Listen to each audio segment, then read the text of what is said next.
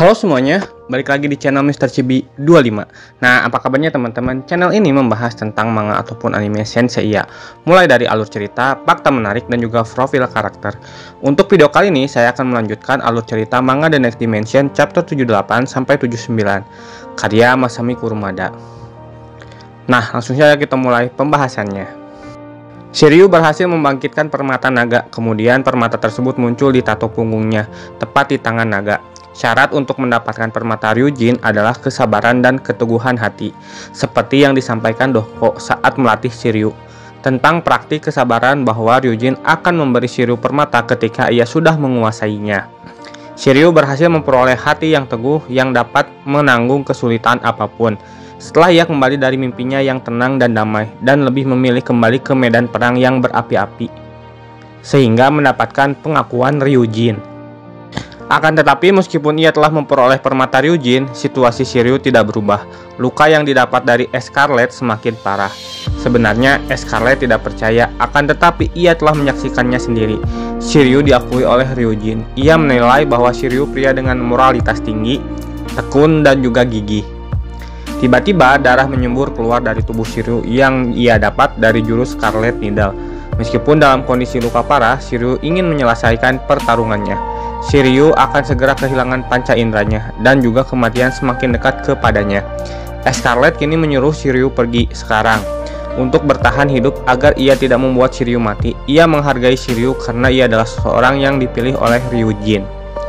Shiryu mengakhiri mimpinya yang sia-sia tentang kedamaian. Jika ia pergi sekarang, permata di punggungnya akan hilang dan akan hilang selamanya. Itulah alasan Ryujin mengakuinya.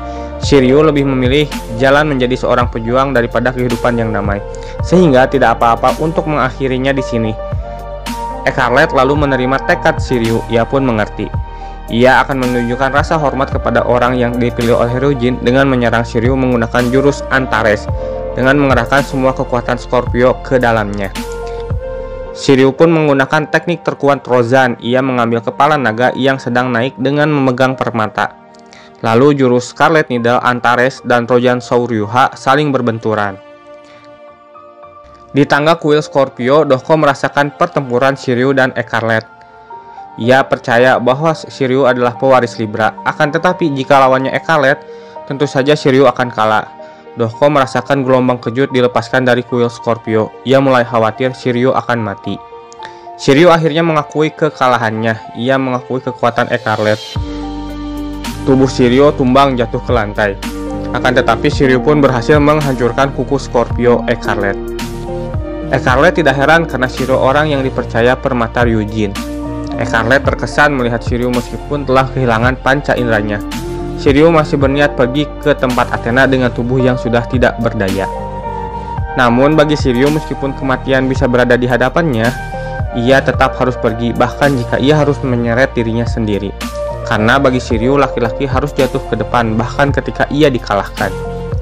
Scarlet lalu menyerang punggung Shiryu hingga ia tersungkur.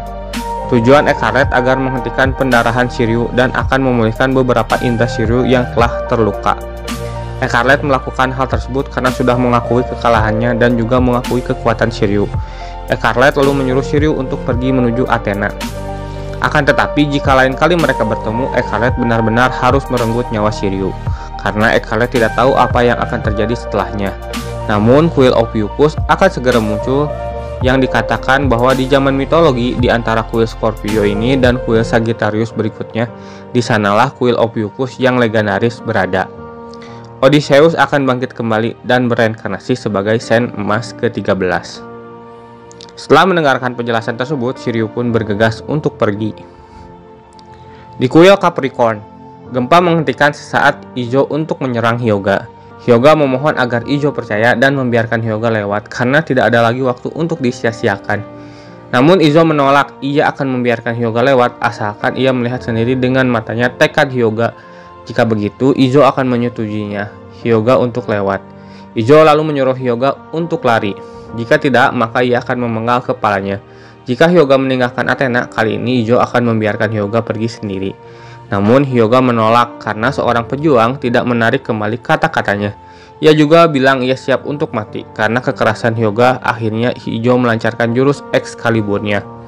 Namun yang terjadi, Excalibur dibukukan. Pedang yang sangat tajam dibukukan begitu saja. Bahkan jika Ijo hanya berniat untuk memotong tenggorokan Hyuga, Hyuga khawatir serangan Ijo mungkin masih menyakiti Athena. Ijo kaget karena Hyuga memiliki kekuatan yang luar biasa. Namun mengapa Hyuga menahan kekuatannya? Tanya Ijo. Hyuga percaya bahwa Ijo adalah sekutu, sehingga Hyuga meminta jangan mengarahkan Excalibur ke arah rekan-rekannya dan tentunya juga Hyuga. Ijo kemudian menyerang ular-ular yang berada di belakang Hyuga. Ijo tidak tahu apakah ini iblis atau peliharaan Odysseus, karena mereka terus bermunculan tak henti-henti. Ijo akhirnya mengizinkan Hyuga lewat dan mempercayakan Athena kepada Hyuga. Ijo kemudian menghentikan pendarahan Hyuga, namun Ijo khawatir, bisakah Hyuga meneruskan perjalanan dengan kondisi sekarang? Hyuga menjawab, aku akan terus berjalan bahkan jika harus merangkak. Ijo menyuruh Hyuga berhati-hati karena tujuan selanjutnya adalah kuil Sagittarius. Penjaga di sana adalah Saint Mas yang menakutkan. Di Sanctuary tahun 1990, Marin merasakan sebuah kebangkitan kosmo dari sisa-sisa kuil Ophiuchus. Marin mulai mengikuti kosmo tersebut. Kosmo tersebut bukan kosmo sembarangan, hampir seperti kosmo dewa. Marin menemukan sebuah panah, namun ia belum pernah melihat panah ini sebelumnya. Satu-satunya yang diizinkan membawa panah di 12 kuil adalah Sagittarius. Marin merasakan kosmo lain muncul dari kuil Sagittarius. Ia segera bergegas menuju kuil Sagittarius. Ia melihat pesan Aiolos yang tertera di kuil Sagittarius, kemudian memudar.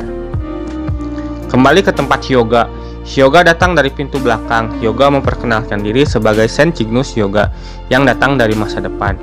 Namun sayangnya Hyuga malah diserang oleh panah Sagittarius. Ia mendapatkan serangan beruntun. Kemudian dia dihadang oleh sebuah klot emas Sagittarius yang tidak ada penggunanya. Nah, itulah untuk video kali ini. Terima kasih telah menonton. Jangan lupa like, komen, dan share.